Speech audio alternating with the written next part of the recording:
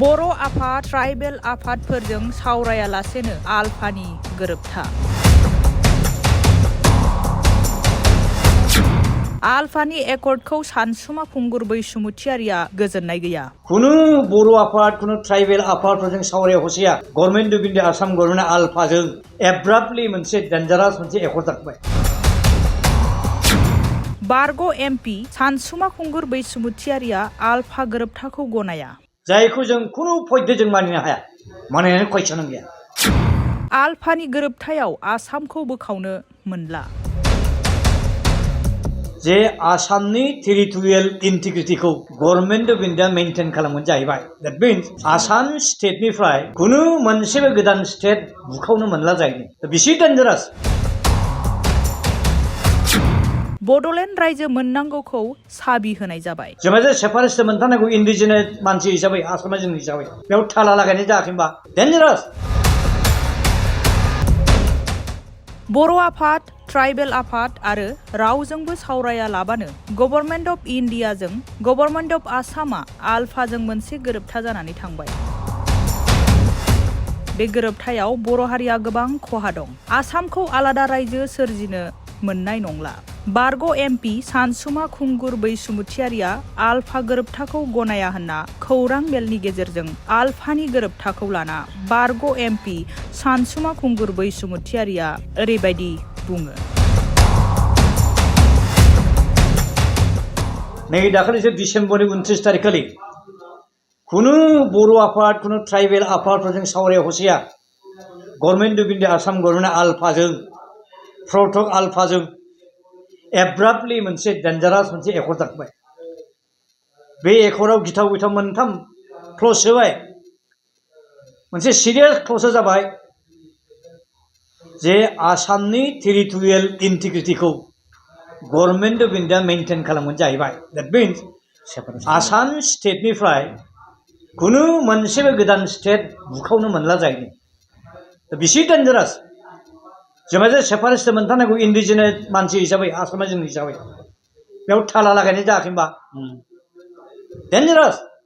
जायखौ जों कुनु पद्धतिजों मानिनो हाया, मानिनायनि कुइसन गैया। इन्डियान पार्लियामेन्टारि सुप्रिम अथरिटि मा स्टेटखौ बुखावनानै सेपारेट स्टेट दागोन ना दाया, मोनसे मोननै मोनथाम स्टेटखौ ज' खालामनो हायो, बुखावनो हायो। बिनि सुप्रिम पावारा इन्डियान पार्लियामेन्टआवसो दं। सोरबा अमित शाह हम मिनिस्टारनाव गैया हारसिं, सोर नरेन्द्र मोदी प्राइम मिनिस्टार हारसिंनाव गैया। बा नरेन्द्र मोदिया बोरै हारसिं खोथा होनो हायो बे आलफाफोरनो जे आसामनि टेरिटरियेल बाउन्डारिखौ इन्टिग्रिटिखौ खुनु दिन सिफाय होला होनना बुंनो हायो, जायखौ जों कुनु पद्धति आजावनो हाया।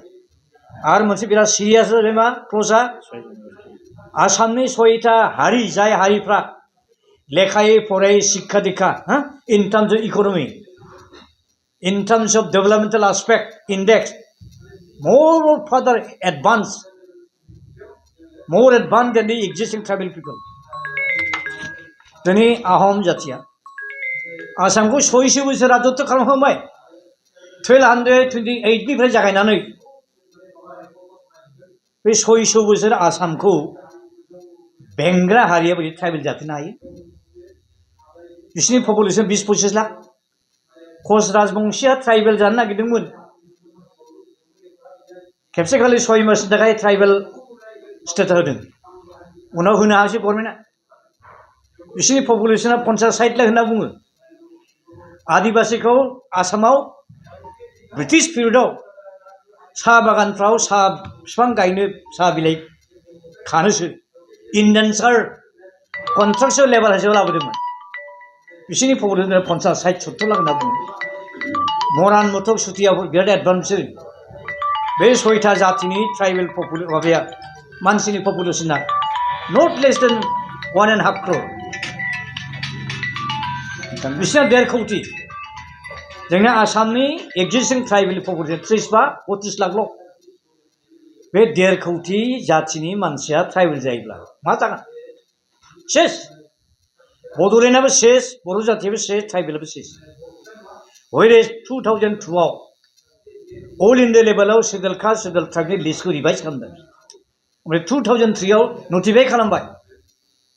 गोबां अनजिमानि जातिफोरखौ सोरखौबा सेडुल कास्ट लिस्टआव सोबाय सोरखौबा सेडुल लिस्टआव सोबाय आसामाव मोनबा गोदान जाथिखौ ट्राइबेल लिस्टआव सोबाय हयले रिजार्भ खथाखौ मोनसेबा बारायाखै दाजे बे 6टा जातिनि मानसिखौ ट्राइबेल स्टेटास होनो नागिरदों गभर्नमेन्टनि बेनि खुनु पलिसि गैया 7.5%निफ्राय ट्राइबेल रिजार्भ खथाखौ बारायनो थाखाय आसामाव जेरै बारायाखै आसामाव सिगाङाव 2003नि सिगां 9टा जातिया ट्राइबेलमोन 9टा जातिनि थाखाय रिजार्भ सिटआ 10टा 2003आव मोनबा जातिखौ सोदेरबावबाय एटलिस्ट मोनबा सिट बानायनांगौमोन 15 जानांगौमोन रिजार्भ सिटआ बे 14टा जातिनि थाखाय बे 10टा रिजार्भ सिटल' मा जाखो बिसिबां अयनाय बिलाय आरो बे एखे रोखोम अयनायखौ खालामनो थांगासिनो दं जायखौ जों खुनु पद्धति गनायनो हाया ओमफ्राय मोनसे मा सिरियासआ बे हारसाफोरखौ आलफाफोरखौ खुसि खालामनो थाखाय मा खालामबावबाय जे एसेम्बलि सिटआ 94 सिटआ हारसानि थाखाय मालाय रिजार्भ बायदि जाबाय जायो बेयाव 30 बोसोर 40 बोसोरसो हारसाफोरनि पलिटिकेल राइट्स इन्टारेस्टआ सेफगार्ड मोनसिगोन जाहैदों इलेक्शन कमिशन अफ इन्डियाया बे 126टा एसेम्बलि सिटखौ आरो 14टा पार्लियामेन्टारि सिटखौ दाफिननायनि जि फर्मुला जि मेथडलजि बाहायदों बे मेथडलजिखौनो उनफ्राव डेलिमिटेसन जुदि जायोब्ला बाहायनांगोन होननानै लिरबाय एकर्डआव डेट मिन्स ट्राइबेल रिजार्भ खथा बारायनो मोनला होननाय जाहैबाय बेयो मोनसे थाला बारायनाय